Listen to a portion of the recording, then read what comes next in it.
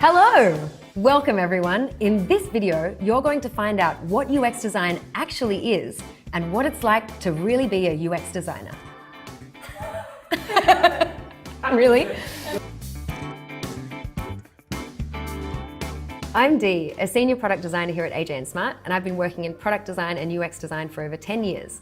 In this video, I'm going to actually look through on my computer and show you some real examples of good UX and bad UX, what UX design actually is and how it's defined, and then look at some specific things of what UX designers actually do every day. So as you're watching this video, if you have any questions about UX design or what it is, pop them straight in the comments under this video. Okay, so first things first, I want to look at what UX design actually is. It's a really misunderstood field. So I found this great image online that shows the experience of eating cereal. And you can see here in this image that you've got a product, an interface, and a user experience. You've got the whole experience of actually eating a bowl of breakfast cereal is what the user wants to do and does. They want to eat their bowl of cereal. There's lots of factors in that, the crunch of the cereal, the size of the bowl, the spoon, and if it holds enough stuff, that's the user experience. The other things that we can design make that experience better for the user. The important thing to know here is that the experience exists already for the user. And our job as UX designers is to make that experience better. A lot of people confuse UX design as we're designing what the user's experience should be. That's not what UX design is. There's already an experience there, and we can look at the behavior and the patterns and the habits of people to make their experience better. So I've just given you a definition of what UX design actually is. There are lots of factors involved with UX design, but the three most important ones are on my screen again, that as we're designing something, it needs to be useful, it needs to be usable, and it needs to be desirable. And if we nail all of those three things, then we've designed great user experience. An example that I've brought to show you live is these two coffee cups. They're both designed to fulfill a purpose, which is putting coffee in them and drinking them. But one has good UX design and one has bad UX design. Do you know which one? I'm gonna tell you. So if we think about usefulness, usability, and desirability, these cups, we can analyze these things in these two cups. So this one, for example, is useful. Yes, I can put coffee in here. It's a vessel, it will hold the coffee. This one too, actually, coffee will go inside. But if we look at this one and think about usability, I've got a double layer of glass with air in between, so it's actually insulating my hand from the coffee, so my hand stays cool and the coffee stays hot. That's really usable. It's super easy to use. This one, on the other hand, when I'm holding it, it's kind of actually a little bit difficult to hold by this tiny handle. Like I can get two fingers in there, but actually then it's not that easy to hold. And then maybe I'll hold it like this because that's easier, but now my hand gets burned and hot from the coffee. So this one is not actually so usable. And then if we think about desirability, if I see these two products on a supermarket shelf or in someone else's home, which one do I think I'm going to be more attracted to and say, oh, I think I want to buy that one? Which one is sexier? Definitely this one, right? So if we think about usefulness, usability, and desirability, this one nails all three, and all this one is good for is the functionality of holding coffee, and it's not actually that great to use. Look at all the products around you in the world and think about usefulness, usability, and desirability, and see which ones have great UX. At the core of user experience design, before you get to methods and tools and processes, the first thing you need to know is that it's about the user. A lot of companies, organizations, products make the mistake of thinking from the business perspective first. Probably that happened with the designer of this cup, thinking, okay, we need to make a small white cup that fits with another dinner set that we have, and it has to fit on the saucer, and it has to have this kind of brand and style. And they weren't thinking of how the user was actually going to experience their product. So rather than thinking about what you want to design, think about what will make the user's experience better. So let's look at some examples of bad UX design. If you search for bad UX design, you will find a flood of articles and posts and examples. Here are just a few. And we're not going to look in detail at each one of these things, but this is to illustrate the real cost and impact it can have on organizations who don't think about the user's experience first. So companies really losing lots and lots of money because of projects where they started from the business side and didn't think about users at all. This especially is a great example where a nuclear power plant actually had a meltdown because of a really small part of their interface that could have been made a lot easier to use. It all came down to a light on a control panel, and the light showed that something was off. And when the light was off, it showed that something was on, and it was just really poorly designed. The designer themselves probably thought it was obvious, but they didn't consider the people using that light and what their experience would actually be. So even something very small, the way you're not understanding what the user is experiencing, can have a huge impact on the whole product that you're trying to create.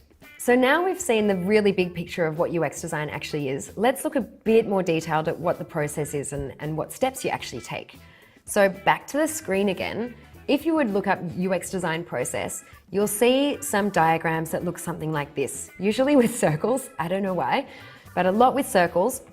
And they always have these kind of steps: understanding, doing user research to understand more what the patterns and behaviors and needs of users actually are, sketching or ideating, designing more, testing and validating, and then actually implementing and building a product.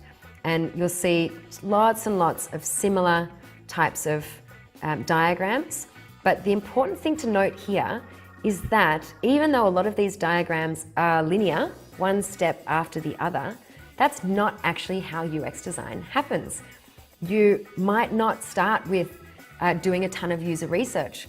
The project or the thing that you end up working on might start with a product that already exists and you need to tweak it or iterate it a little bit. Or you already have a lot of information about how users are using your product.